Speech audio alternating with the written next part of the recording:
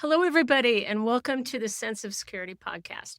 So, for many consumers, building credit is one of the biggest financial hurdles, especially if you're starting from scratch or trying to recover from past mistakes. Traditional credit cards require a credit check. Interest can add up quickly, and one misstep can hurt your score for years. In recent years, a new wave of fintech companies has promised an alternative: build credit without a credit check, without interest, and sometimes without even borrowing money at all. Products like Extra turn everyday debit spending into reported credit activity, while newer rewards programs like Built are now extending points to payments like rent and even mortgages. So today, with James Yentry of InvestMentor, we're breaking down how these tools work, who they're designed for, and notes to consider when using them. Hi, James. How are you? I'm good, Mary. How are you? Good. Okay, so before we get into the weeds on this and into specific products, can you explain why building credit is so difficult for many people today? Sure. Traditional credit system is like a paradox. It's fundamentally a paradox, right? You need credit history to get credit, but you can't get credit till you've built history. So it's like a catch-22 scenario. And it becomes economically inefficient, right? When you have millions of people who are theoretically financially responsible, who pay bills on time, paying rent and utilities and phone bills and things like that, it's just not necessarily calculated into the overall credit equation, and becomes difficult when credit requires borrowing. Traditional credit building means you're taking on a debt load, right? Credit cards, auto loans, mortgages. If you prefer living a debt free, paying cash for everything, you're invisible or you have a thin credit profile in the credit system. All right. So, what's fundamentally different about these new debit based credit adjacent products compared to traditional credit cards? Fundamentally, you're not borrowing money. Utilizing tools like the Extra card or the Fizz card or some of these other cards, they're using your own funds. Effectively, what's happening is the platform reports the activity to the credit bureaus, but it's a debit card that allows you to only spend what you have. So you're not borrowing from a bank or an agency or anything. There's no interest because you're not accruing any debt. You're literally only spending what you have, and they're reporting it to the bureaus. So, when a company says it helps build credit without a credit check, what does that actually mean in practice? It could mean no hard credit inquiries, so they don't pull your full credit report, so there's no impact to the score where traditional credit cards will have hard pulls that'll temporarily bring your score down. The alternative available credit criteria, instead of credit worthiness, they may check bank statements, do bank statement loans. Okay, so we're also seeing rewards layered into essential payments like rent and mortgages. Why is this such a big shift in personal finance? This is huge because it turns unavoidable expenses into some financial assets, right? It becomes meaningful when an individual pays about $20,000 a year on rent that has historically not been reported. You had mentioned Built. Take that for example. So say you're a 20-year-old that goes out on your own and rents an apartment. Median apartment ranges between 35 to 1900 depending on metropolitan areas, so we'll call it 1500. So that's $18,000 a year. Goes typically unreported. Now, using a platform like Built will take those payments and start to report it to the credit bureaus. So not only are you building up a credit report where you may not necessarily have a huge report established, but it shows consistency over time. So think, according to NAR, if the median home buyer was 40 as of 2025 for the first time home buyer, you're building up 20 years worth of established credit and good habits continuously. So you don't necessarily need a mortgage anymore to show that you can make the shelter costs continuously on time. Now with these, you're also getting the reward. So you pay on time. They're partnering with local establishments that are allowing you to benefit from using their platform. So they're leveraging those around them to incentivize you to utilize the system. They're not really changing your behavior. So you're not spending more, you're not taking on debt, you're paying rent anyways, and you're effectively laddering an incentive program and structure with it. So you have that behavioral finance component added, layered into it. So it shifts the value from the lenders to the consumers. I really like it. I wish I had that when I was growing up. Honestly, because you brought up a good point. It's like you're paying rent, you're being consistent. That should count for something, right?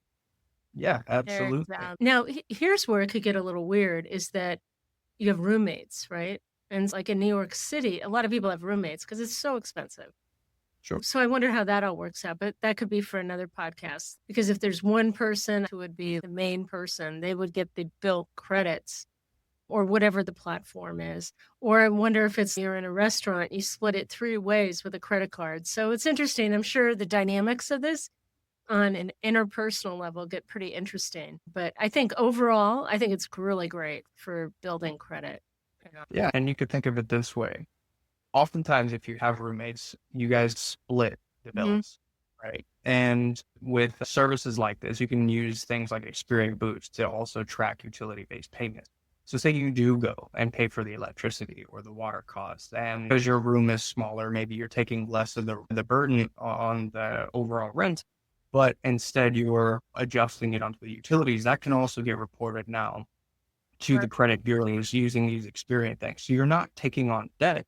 It's taking these payments that you would be paying anyway and reporting it to the bureaus to show that you are more consistent in your payments. You don't have any late payments, and all the bills are now being utilized for you as you continue to pay them. So you're now getting the positive net benefit of making all your payments on time.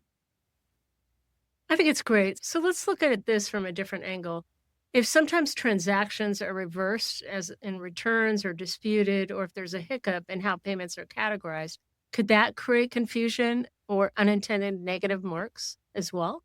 Yeah, that's a real risk. Like the transaction reversals, like when you pay rent, it's reportedly paid and come back, could create negative marks and like technical glitches. Categorization errors could also occur, saying that platform could potentially miscategorize a transaction, personal versus business, and it might not necessarily report correctly. And not saying this is a singular product, but you have technical constraints on most products these days, and errors happen. It happens. Over reporting volatility, if every transaction reports immediately, any error propagates instantaneously on your credit file. And monthly reporting, it kind of has a built-in buffer, so errors can typically be caught in this. But a best practice is to use products like these, but check your credit reports monthly, quarterly, and try to catch them as early as you can. Yes, monitor. Okay, so at a high level, what should listeners be asking themselves before signing up for any credit building or rewards programs? What should they ask themselves? Does it actually report to all the bureaus? Some platforms will only report to one or two of the bureaus. What's the catch? Is there a monthly fee that's associated with it that you may also have to budget for? How long can I wait to see impacts of it? If you have no credit, it typically takes about 6 months for this stuff to start showing up on your credit. So you have to show consistency, but that's regardless of whether you use these systems or not. What does it mean if I miss a payment or overdraft? Does it report negatively, or what are the penalties? You got to understand your upside and downside risks. And can I track my progress? These are things that you should be thinking about regardless of whether or not you use these tools or not. But these are good questions that you should ask yourself whenever building these profiles. So some of these platforms offer 1% rewards. Are rewards a feature or a distraction in the credit building product? It can be both.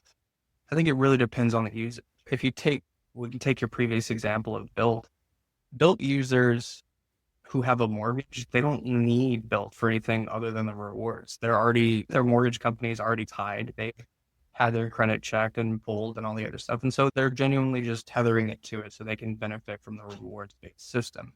On the other hand, when you are trying to establish credit to get a house or to buy a car or whatever the case is, you get the incentive of being a more financially responsible person, and also maybe a couple of dollars off your next Uber or Lyft, depending on whatever the structure is. So it helps in both ways in that aspect. Yeah, I even think it offers like coupons for some of the local restaurants and things like that, which I think is really great, especially when you're starting out. It all helps, right? You get a coupon for a free large cheese pizza. And I paid rent, I earned this. I can guilt-free eat this pizza now because Bill gave me this reward. I'm not even Correct. Correct. Oh my gosh. Anyway, so this is awesome. I think we're going to wrap right there. But folks, I wanted to tell you something. And James, you can mention the title and the author and everything. James and I are thinking about having a podcast on a book that we're going to start reading. And we're going to just introduce this right now so that if you're interested and you want to pick up the book too, you can start reading it. And James, what's the name of the book and who's the author? Tell us about it. It's called Misbehaving by Richard Thaler. He is a behavioral economist, a Nobel Award-winning economist, and it's absolutely amazing read and helps understand behavioral finance and really goes into the psychology behind decision-making processes for most individuals. And I think understanding that is what a lot of people are missing, right? They think it's all numbers, and you have these theories where markets are perfectly pricing in everything, but we as humans are imperfect and we don't make the most logical decision every time. And so this book really dives into how those emotions are really tied to economic decisions that are made for everybody. It's a really good read. Oh, that sounds really good. I'm counting on your opinion on that because I haven't read it yet. So I'm going to be starting to, and so we'll just do this in a few months out and we'll probably announce it again. And what I'll probably end up doing is posting on Traders Insight an article, and below the article, there'll be a place where people can put in questions and things because this is obviously not a webinar. But then we can read some of the questions and try to answer them or fail miserably. But we'll give it a shot and see how it goes. All right, James, anything else before we close? I would say going back to the original topic, before utilizing or taking on any debt, I would really strongly consider, in my opinion, utilizing some of these services so you don't take on debt and you actually get credit for being a financially responsible individual just by paying your cell phone bill, your light bill, or your rent. That's $20,000 a year that you are responsible for paying for, and you should get the credit for it. And so you don't need to take out car loans or credit cards with predatory loan fee structures. Just be a little bit smarter about the decision-making process and don't take on needless debt because you think you have to build it when your habits can speak for themselves in this way. I think that's excellent. It's really good. Like I said, I wish I had this when I was younger and trying to build a credit rating because it took a while to even get a credit card. In the old days, they used to have something called the secured credit card, which was basically a debit card, but you got credit for it. But yeah, this is so much better. Needless to say, all those years of paying rent and being able to get some credit for that would have been excellent. So it's great. That's a positive, right? And so we're trying to bring up some positive things out there in the world. Anyway, thank you so much, James.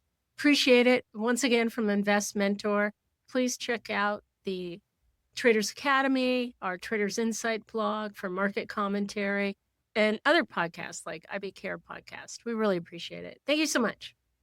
Thank you. Bye. The analysis in this material is provided for information only and is not and should not be construed as an offer to sell or the solicitation of an offer to buy any security. To the extent that this material discusses general market activity, industry, or sector trends, or other broad-based economic or political conditions, it should not be construed as research or investment advice.